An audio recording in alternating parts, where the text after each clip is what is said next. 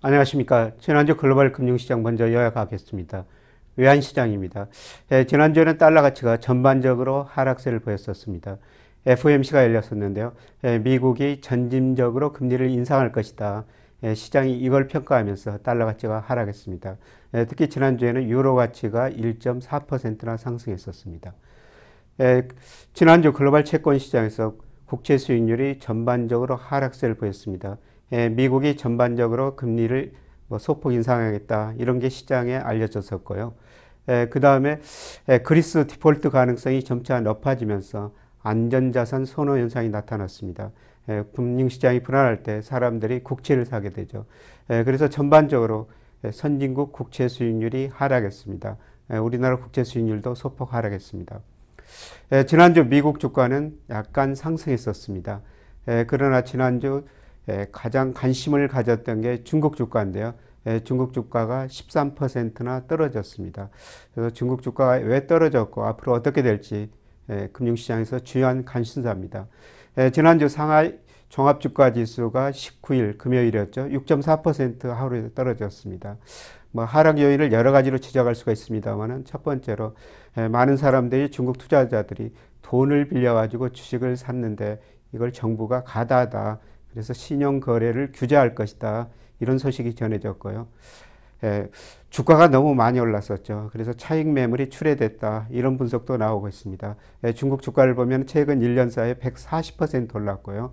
올해 들어서 지난 6월 중순까지 무려 60%나 상승했습니다. 이렇게 주가가 많이 오르다 보니까 일부에서 차익 실현 매물이 있었다. 이렇게 평가할 수가 있었고요. 그 다음에 중국이 정책적으로 대규모 기업 공개를 단행하고 있습니다. 증권시장에서 물량이 증가할 것이라는 것이죠.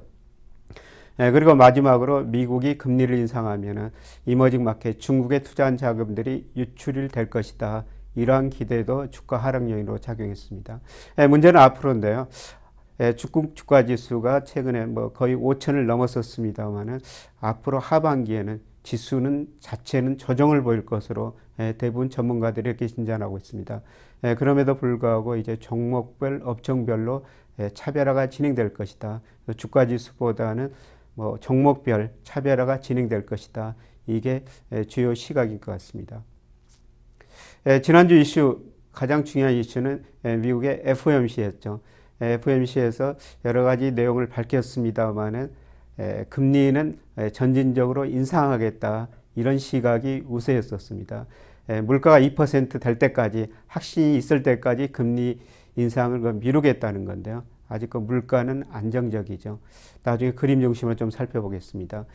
그리고 이원들이 앞으로 정책 금리를 어떻게 전망하는가 이걸 발표했는데요. 올 연말 0.63% 정도 예상하고 있습니다. 그래서 한두 차례 정도 올해 안에 금리를 인상하겠다 그런 시각인데요. 그러나 내년하고 2017년은 전망치를 좀 낮췄습니다.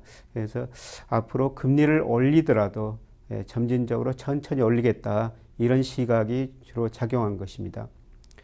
그동안 미국 통화정책을 보면은 2008년 글로벌 금융위기를 겪으면서 연방기금금리 목표 수준은 5.25%였죠. 그거를 0에서 0.25%까지 내렸고요. 이것도 모자라가지고 그동안 세 차례에 걸쳐 양적 완화를 단행했죠. 돈을 많이 풀었습니다. 그러다 보니 주가, 집값 오르고 소비도 회복되면서 미국 경제가 어느 정도 회복됐습니다. 그래서 작년 10월 달에 양적 완화를 종료했고요. 이제 언제 연방기금금리를 올릴 것인가 이게 가장 중요한 이슈죠. 그래서 대부분 아마 9월, 12월쯤에 인상할 것이다. 이렇게 보고 있는데요. 금리를 인상할 때 고려한 게 물가입니다. 그런데 소비자 물가 2% 목표로 제시하고 있는데요. 소비자 물가가 지금 매우 안정적입니다. 올해 들어와서 거의 0%대를 유지하고 있고요. 그러나 에너지하고 음식료 이게 가격 변동이 심한데요. 이거를 제한 것은 한 1.6% 정도입니다.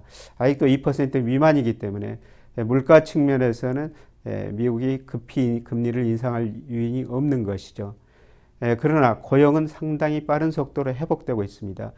미국이 금융위기를 거치면서 872만 개 비농업 부문에서 일자리가 감소했습니다만은 2010년 3월부터는 경제가 회복되면서 1,200만 개 정도 일자리가 증가했습니다.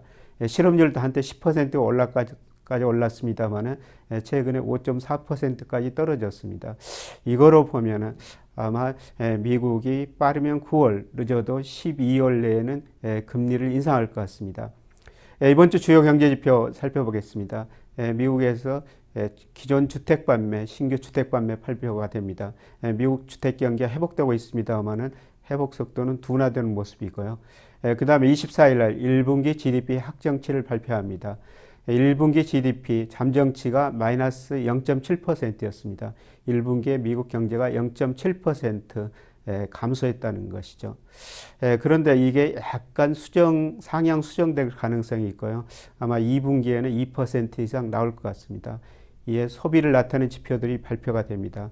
그런데 이번 주에 이제 관심을 가져야 될 게 미국에서 주택 가격인데요. 기존 주택 매매 그림에 나오고 있습니다. 2006년 상반기까지 주택이 크게 거래가 증가했었죠. 그래서 주택가에서 거품이 발생하고 주택가격 거품이 붕괴되면서 미국 금융위기를 맞았었습니다만은 그 이후 장기적으로 저금리를 유도하다 보니까 주택가격이 어느 정도 회복세를 보이고 있습니다. 그러나 최근에 상당히 주춤거리는 모습을 보이고 있는데요. 그런데 주가가 모든 경제 변수에 선행하고 있죠. 최근 미국 다우 산업지수 평균을 보면은 꾸준히 올라가는 모습을 보이고 있는데요. 건설업은 아직도 큰 흐름이 상승 추세라고 볼 수가 있겠습니다만은 조정을 보이고 있습니다. 아마 앞으로 건설업 경기가 둔화된다면 주가에서 먼저 나타날 거라고 보고 있습니다. 최근에 미국 건설업 주가 조정이 이걸 예상하지 않느냐 이렇게 볼 수가 있을 것 같습니다. 이번 주 가장 중요한 문제 중에 하나가 6월 20일 월요일이죠. EU 정상회의가 열립니다. 그리스 구제금융 어떻게 처리할 것인가, 과연 여기서 합의가 나올 것인가 이런 문제인데요. 아마 쉽지는 않을 것 같습니다. 그리고 25일, 26일 날 또 정상회의가 열릴 것으로 전망이 됩니다. IMF 총재는 6월 말까지 그리스가 채무를 상환하지 못할 경우 유예기간 없이 디폴트를 선언하겠다. 이런 식으로 이야기를 했었습니다. 과연 이번 주에 그리스 구제금융 문제가 타결될지 가장 큰 관심사고요. 그리고 구제금융 문제가 타결됐더라도 장기적으로는 재정 통합이 없는 한 그리스 문제는 지속적으로 남아있을 것 같습니다. 이번 주 미국 유로존 중국 6월 제조업 PMI가 발표됩니다. 제조업 경기가 어떻는가 이걸 나타낸 지표인데요. 전 세계적으로 지금 제조업들, 기업들이 재고를 많이 보유하고 있습니다. 그래서 제조업 경기는 별로 좋지 않을 것 같습니다. 우리나라에서는 24일 날 한국은행에서 1분기 자금순환이 발표가 되죠. 자금순환이라는 것은 국민경제 전체적으로 자금이 어디서 발생하고 어디로 갔는가 이걸 나타내고 그 다음에 각 경제주체가 자산을 어떤 식으로 운용하는지 이런 걸 분석하는 자료인데요. 자금순환표 나오면은 제가 자금 흐름에 대해서 다음 주 다시 한번 말씀을 드리도록 하겠습니다. 그리고 25일 날에는 6월 소비자 동향 발표가 됩니다. 최근에 소비 심리가 5월까지 통계를 보면은 다소 개선됐었습니다. 최근 우리나라 통계를 보면은 수출이 나빠가지고 제조업 경기는 나빴었는데 내수는 어느 정도 회복됐었습니다. 이에 따라 가지고 주가도 상승하고 소비 심리가 개선됐었는데요. 근데 최근 보면 주가가 조정을 보이고 특히 메르스 영향으로 내수가 다시 위축되는 조짐이 나타나고 있습니다. 아마 이번 달 소비자 심리 지수가 소비 위축을 나타내 줄 것 같습니다. 이런 걸 미리서 예상해 가지고 지난주에는 한국은행이 기준금리를 인하했었죠. 자, 이번 주에는 조금 특이한 분석을 한번 해보겠습니다. 최근에 우리나라 국채하고 미 국채 수익률을 보면은 거의 차이가 좁혀지거나 역전되고 있습니다. 그림에는 10년 국채 수익률을 우리나라 미국 걸 비교하는데 최근 거리가 많이 좁혀지고 있죠. 근데 이미 30년 국채 수익률은 우리가 미국보다 3월부터 낮아졌습니다.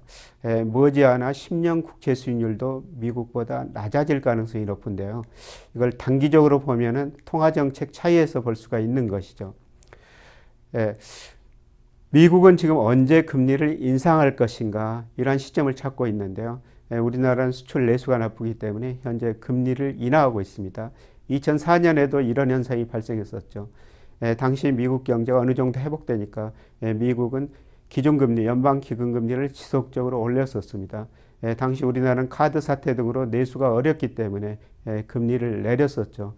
이런 단기적인 요인 때문에 지금 우리나라 금리가 미국보다 높아질 수가 있습니다만은 문제는 10년 국채 수익률이나 30년 국채 수익률이라는 것은 장기적인 경제상을 반영한다는 것이죠. 국채 수익률 명목금리입니다만 이 명목금리에는 실질금리 플러스 물가상승률 이게 다 포함되고 있는 것이죠. 근데 실질 금리는 사후적으로 추정하기 어렵기 때문에 보통 실질 경제성장률 사용하게 됩니다. 그래서 회사채 수익률, 뭐 시장금리, 국채 10년 수익률 이런 것들은 앞으로 실질 경제성장률하고 물가 여기에 반영됐다고 볼 수가 있는데요. 근데 장기적으로 보면은 우리나라 실질 경제성장률이 계속 떨어지고 있다는 것입니다. 그림에는 뭐 제가 예측한 것보다 KDI 한국개발연구원에서 예측한 건데요. 현재 우리나라 잠재 성장률이 3.1%입니다. 그러나 2016년, 20년에는 3%, 그 뒤로 2025년까지는 2.5%로 떨어진다는 것입니다. 그리고 2020년, 26년 이후로는 노동 공급 등이 오히려 감소하면서 경제 성장률이 1%대로 떨어진다는 것이죠. 우리나라 잠재 성장률이 이렇게 단계적으로 떨어지지만은 미국 잠재 성장률은 현재 2.1% 정도 되고 있습니다. 미의회에서 추정한 것입니다. 그런데 앞으로 10년 동안도 이 수준을 유지할 거로 보고 있습니다. 그래서 10년 후에는 미국이나 우리나라 경제 성장률이 똑같거나 아니면 우리가 미국 경제 성장률보다 낮아질 수가 있다는 것입니다. 그래서 지금 우리나라 30년 국채 수익률이 미국보다 낮아졌고요. 머지않아 10년 국채 수익률도 미국보다도 더 낮아지는 상황이 전개될 가능성이 매우 높아 보입니다. 그리고 국내 내부적으로 보더라도 금리가 더 떨어질 가능성이 높습니다. IMF 경제위기 가장 큰 구조 변화 중 하나가 우리나라 저축률이 투자율보다 높아졌다는 것입니다. 그러면 저축률, 투자율 갭, 그 차이가 나타나고 있는데요. 저축이라는 것은 한 나라 경제 전체적으로 보면은 자금 공급이죠. 투자라는 것은 자금 수요입니다. 그래서 자금 공급, 저축이 수요, 투자보다 많다 보니까 계속 자금 잉여 상태가 되고 우리나라 금리가 계속 하락하고 있는 것입니다. 여기다가 최근에 중국 사람들이 우리나라 국채를 많이 사고 있습니다. 그림에는 외국인이 우리나라 상장된 채권을 얼마나 보유하고 있느냐 그거를 나타내는 그림인데요. 우선 미국은 거의 19조 안팎에서 정체 상태를 보이고 있습니다. 그러나 최근에 중국 사람들이 우리나라 국채를 굉장히 많이 사고 있습니다. 중국의 애완 보유액을 약 3조 7천억 달러 가지고 있는데요. 그동안 이 돈 가지고 미 국채를 샀습니다만 이제 미 국채 매수를 상대적으로 줄이고 우리나라 등 이머징 마켓 국채도 많이 사고 있습니다. 아마 올 연말 안에 우리나라 상장 채권을 미국보다는 중국계 자금이 더 많이 가지고 있게 될 겁니다. 그래서 전반적으로 보면은